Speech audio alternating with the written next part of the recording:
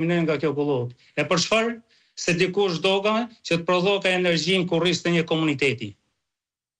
Kjo është e patolerueshme dhe komunitetet tani një pjesë e mirë po zgjohen, por duhet të zgjohen gjithë komunitetet. Dhe gjithë shoqëria jonë, edhe ato që janë emigrantë, po e shikojnë se çfarë po i bëhet vendit tonë, se si po vizet kjo pasuri kombëtare. Se si po shkilen të drejtat elementare në vendin tonë, e drejta për të jetuar në rast parë. Se nëse merr pronën, ke shkel të drejtën për të jetuar. Tu komunitetet nuk mbyten fare. Është një bazë të ligjore, duke filluar që nga neni 56 i Kushtetutës, duke filluar nga 6 konventa ndërkombëtare, që ne jemi pjesë dhe duhet që t'i zbatojmë, pale pastaj aktet ligjore dhe nënligjore që janë parafruar me legjislacionin evropian.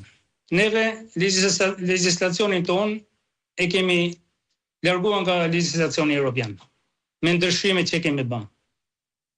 Qoftë në ligjin për kullota, qoftë në ligjin për zonat e mbrojtura, qoftë në ligjin. E kemi larguar, thonë jo. Atë ligjin që duhet ta afrojmë tani me Bashkimin Evropian. Neve vend që ta parafrojmë ose ta përputhim plotësisht, neve këtë e kemi larguar totalisht duke futur dhe duke harnuar që ai legjislacion sot është totalisht në interes të një grupi ose individesh. Sa vend ka në ligj zoti Cani edhe për zërin e komunitetit ku janë këto burime, këto vende? Se dakord shteti thotë që nuk është private dhe mund ta vendosim ne se ka një interes më të madh. Po derisa ligji kërkon dhe një konsulencë aty me komunitetin, do thotë që ka një rol në ligj edhe komuniteti, se përndryshe nuk do bëhej asnjë dëgjes publike.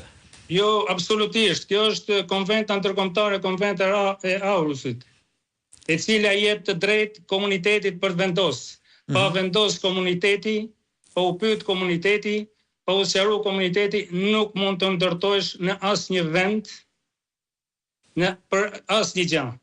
Komuniteti këne jo vetëm nuk pyetet, por as nuk dëgjohet. Ka konventat që kanë nënshkruar Shqipëria e ja japin fjalën e parë komunitetit. Komunitetit jap fjalën e parë. Ai ka të drejtë të dëgjojë. Unë para me datën 3. Po çfarë si të dëgjoj? Ne kemi parë skenat ku shkon policia me shkop gome te komuniteti. Po. Komunitetit u futet pastaj policia duke i shkatruar, duke u bërë presione dhe duke u marrë pronën me forcë. Unë me 3 kusht isha në një fshat, Zërqan njësinë administrative, në Bulqiz, po. Ku një fshati Tërnove e Madhe në Bulqiz, po i merren burimet ujore.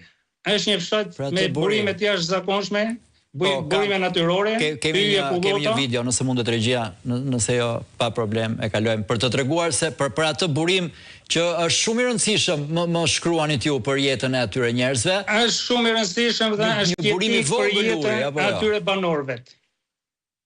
Ato banore kanë burim për ujtëpishëm, për blegtori dhe për gjithçka. Shkatrimi atij burimi, shkatrimi atyre pasurive natyrore pyje kullotave, atë zonë e bën zonë të shkret, zonë të shkatruar, ku humbin shumë vlerat e jashtëzakonshme. Ai vend ka pasuritë jashtëzakonshme natyrore, qoftë toksore, qoftë mbitoksore. Dhe kjo bëhet vetëm për interesat e një grupi njerëzish, për interesat caktuar. Ku me atu i kanë pas në atu i marrën 420 familje ke pas marrë. Po, aty është një rrjedh uji, shikoni sa e vogël është kjo rrjedh, ato janë burimet, aty tani kërkojnë të bëjnë një hidrocentral të vogël për aq ujë? Aty kërkojnë të marrin gjithë rrjedhjet e ujrave, nuk kanë dallim ato, nuk kanë limit, me shkatru gjithçka, me shkatru bimësinë, me hap kanale, me shkatru tokën. Dhe unë nuk e kuptoj. Për aq ujë mendojnë që mund të ketë hidrocentral dhe për banorë. Specialisti thoshte nuk ka ndikim mjedis, por edhe një dru për të pritet ka ndikim mjedis. Jo të shkatrohen hektarët e tërë pyje kullota. Por komuniteti zonat aty u mblodh dhe nuk e pranoi. U ngriti një zëri dhe nuk e pranuan. Dhe ajo që është me kryesorja, aty kishin ardhur edhe nga diaspora ditë, djem të ri që e kundërshtuan. Kanë filluar investimet banorët e fshatit, duke ndërtuar shtëpiat e pararsëve të tyre, por nëse ato u merret ujit, ato shtëpia dhe ato investime që ata kanë bërë, u dalin jashtë funksioni, sepse pa ujë nuk ka jetë. Ne po shkojmë konflikte kështu. Ne kemi parë rastin më i fundit ishte ai që pam në Këshillin Bashkiak të Pogradecit me banorët e Çrravës.